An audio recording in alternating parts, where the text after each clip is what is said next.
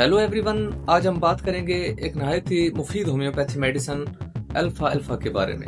Alpha alpha एक कुदरती tonic है जो कि जिस्म को ताकत देता है, भूख बढ़ाता है और कमज़ोरी को दूर करने में ये एक बहुत ही ज़बरदस्त मेडिसिन है। ये ख़ास तौर पे उन लोगों के लिए बहुत ही फ़ायदेमंद है जो बहुत ज़्यादा कमज़ोर हों और जिनका वज़न बहुत ज़्यादा कम हो या बीमारी के बाद रिकवर हो रहे हों।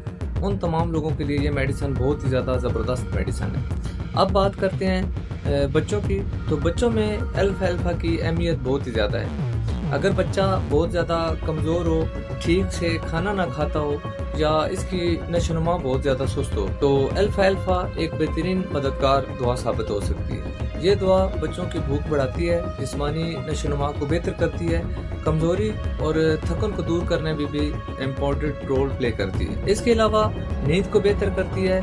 अक्सर बच्चे दूध या खाने से जी चुराते हैं, ऐसे में अल्फा अल्फा इनकी एपिटाइट को बेहतर करती है, जिससे वो सेहतमंद तरीके से ग्रो करते हैं। एक और आम बात, अल्फा अल्फा दिमागी कमज़ोरी, थकन और पढ़ाई में दिल ना लगने वाले बच्चों के लिए भी बहुत ही मुफीद है।